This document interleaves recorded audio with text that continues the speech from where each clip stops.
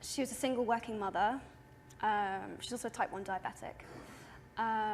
So seeing her strength and resilience was really inspiring growing up, really inspiring.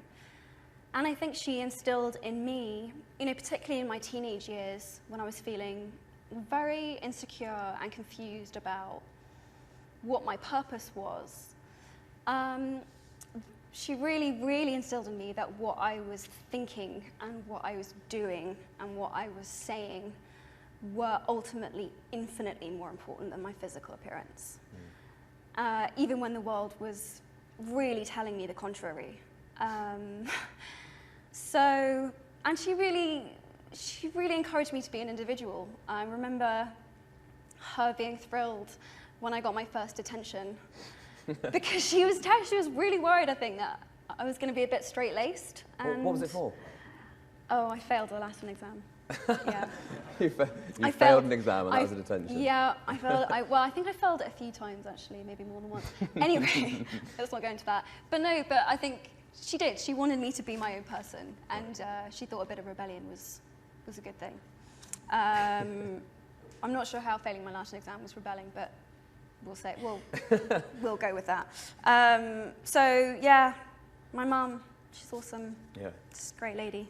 We mentioned at the start about the speech at the UN. Talk a bit about how the partnership with the UN came about, because this is the UN obviously is a huge organisation, and when they approached you, or did you approach them? How did it come about? So I had already been working for fair trade, for a fair trade company which was supporting women abroad so that they had sort of economic independence. And then I was also working for a charity called CamFed, which provides scholarships for girls in countries where they wouldn't normally get to go. Usually it's boys that get sent and girls don't get really past primary school education. So I've been doing work with that, so I think they knew where my interests, where they lie, and they reached out to me, and then I had this amazing conversation with Elizabeth, who works for the UN. She's in the audience, and it was really just a meeting of minds, because she said, well, we have this thing called he for she, and it's, and I went, oh my God, it's completely my take on feminism, that we need to be including men in the conversation, we need to be including them in the dialogue. I have 4 brothers, I can see gender inequality is affecting them just as much as it's affecting me. We need to open up the dialogue.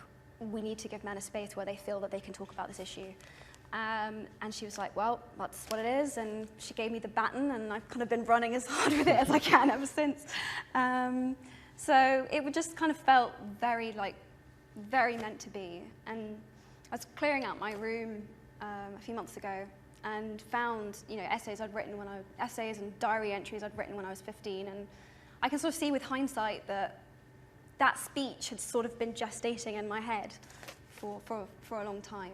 And I never thought I'd be working for the UN. It's just amazing. But I think it felt like that when we watched it. I think people would agree, if they're watching in here, I think people would agree with that's been percolating for quite a while. So what were the things when you were growing up that you couldn't, but in hindsight you now go, that was unfair, that was not cool? What were the things that you would want to change initially? If there was one thing you could just stamp out right now, would there be something?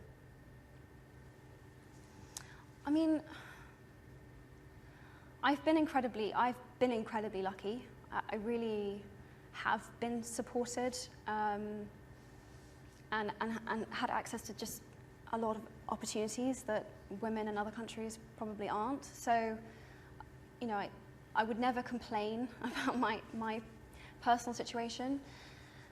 But, gosh, I guess it's just, I think it starts young. I think it starts really young, with girls and boys being told what they have to be, and it can just be really damaging. I think, it's difficult, because I have been incredibly fortunate, and I think just just encourage and include each other. Don't try and sort of ostracize each other and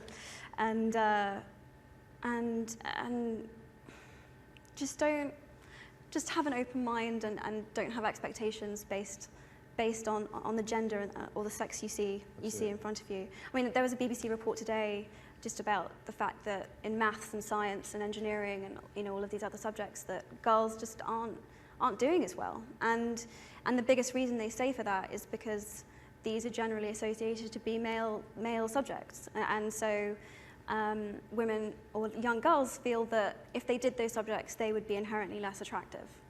And that's another example of dispel that myth. Like it doesn't need to be like that. It was interesting what you said about your brothers experiencing gender equality. Yeah. In what way? I mean, not specifics necessarily, but in what way have they spoken to you about it from a male perspective? I think there's a lot of posturing that goes on with men, and I've just had my brother say to me a few times that he's like, I just can't be around the way that some of my guy friends talk about girls. It just, like, I'm not sure they even know what they mean when they're saying it, but it's like they're imitating something. They're imitating this thing that they think they have to be, this male idea. And he's like, I just feel really constrained by that, and it really upsets me. I had a very similar letter from a man in the military who said that he experiences that a lot. I think we don't acknowledge how much pressure we put on men to conform to a certain perception of masculinity. I don't think we do. So, yeah, it's nice to hear that, and seeing how upset they get when, for example, after I gave my speech in September, I wasn't going to talk about this, but it's coming up. There was a website that was set up threatening to release naked photographs of me, with like a countdown and whatever else. And I knew it was a hoax. I knew the pictures didn't exist. But I think a lot of people that were close to me knew gender equality was an issue, but they didn't really think it was that urgent, or particularly, we live in Great Britain. This is a thing of the past. Oppression of women. It's sort of, we're fine, aren't we? We're good. We've got far enough. And then when they saw that the minute I stepped up and talked about women's rights, I was immediately threatened. I mean, within less than 12 hours, I was receiving threats. And I think they were really shocked, and particularly one of my brothers was very upset. So I think it was just a wake-up call of like, oh, this is like a real thing that's really happening now. Like now, women are receiving threats in all sorts of different forms. That was just one specific one. And I think I was upset that the media immediately reported it as fact without any evidence to the contrary, and it really just publicized something that was really, really negative. But it's funny because people were like, "Oh, she's going to be disheartened by this." If anything, it made me so much more determined. Yeah. I was just raging. It made me so angry that I was just like, this is why I have to be doing this. This is why I have to be doing this. So if anything, it actually, if they were trying to put me off, it did the opposite. Yeah, well, was it?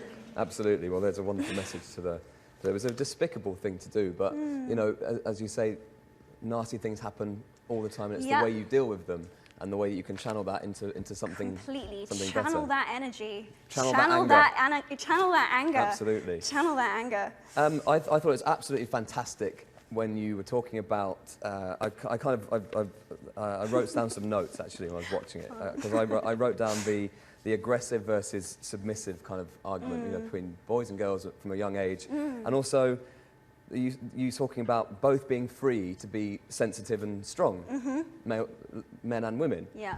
And where were you when I was 15 and needed someone to say that? Do you know, that is because I've always been a massive softie. I love Coldplay.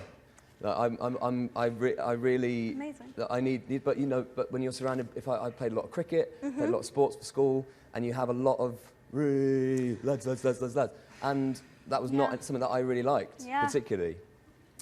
So it needed. I think that's a really powerful message to everyone watching this now who's going through puberty, going through those teenage years, which are so difficult. They're so horrible, aren't they? You don't know what you are, you don't know what's going on. So I think someone like you standing up and saying things like that is really important. And you must feel that from your fans. The feedback from people must have been, thank God you said something like this for us. Oh, I hope so. I mean, I'm really genuinely disturbed by this idea that men can't cry and that they just can't express themselves. They can't talk about how they actually feel. I think that's actually the saddest thing in the world. It's so bad. I can cry, believe me. Excellent. On demand sometimes. It's crazy. It's what makes you human. How you feel, being able to express yourself, being passionate, being emotional. It's what makes you human. It's not what makes you a girl. It's what makes you human. I mean, it's if you've got a beating heart and you care about things, that's great. That's so good. So, yeah, good. Yeah. Let's move on to some fan questions, shall we? Yeah. So what happened was Emma put on your Facebook fan page, give me some questions and I will try and answer them. There were so many questions that what we decided to do was we looked through them and just thought of the big themes, of the questions. So we'll start off with I'll start off with this question here. So the He for She supporters would like to know how gender equality has affected you personally. Have you been discriminated personally against because of your gender? And if so, how did you deal with it? Good question. Well, yes.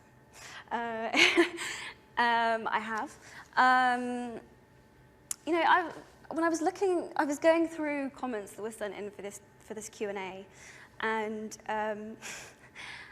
most of them were really thoughtful and great. And then as I was going through, one popped up which was just, Emma, why aren't you in the kitchen? Wow. I went, okay, interesting. And it's interesting because when I was younger, my brothers actually used to say things like that to me because, as a joke, because they knew I would get riled up. They'd get a rise out of me basically. And so I was thinking about this. I was thinking about, when do you engage and when do you not? And how do you have a meaningful dialogue on this topic when perhaps one isn't really being wanted? And so I guess what I would tell my younger self if someone said that to me then, and how I feel about it now, is that I know that I'm not alone in this fight, that it's an education problem, and that in the not too distant future, I really hope that most people will be horrified by a comment like that, as opposed to sort of mildly irked. And so I guess, it's just, I have a much calmer conviction now, I think, than I used to when I was younger. I mean, it still does upset me, and it's good that it upsets me, because it should. But, I think I know the difference between knowing when someone wants to have, a meaningful dialogue about gender equality, and when someone just wants to get a rise out of you, I think. There was quite a lot of discussion about gender equality in the developing world, and that's obviously a huge problem, as we mentioned earlier, about the traditional route in many countries would be for boys to go to school, secondary school, girls not to. How does that make you feel, first of all, and what would you like to see over the next few years? Gosh, first of all, if someone had told me that my brother could go to school, but I couldn't because I was a girl, I just would have been so hurt and so baffled and so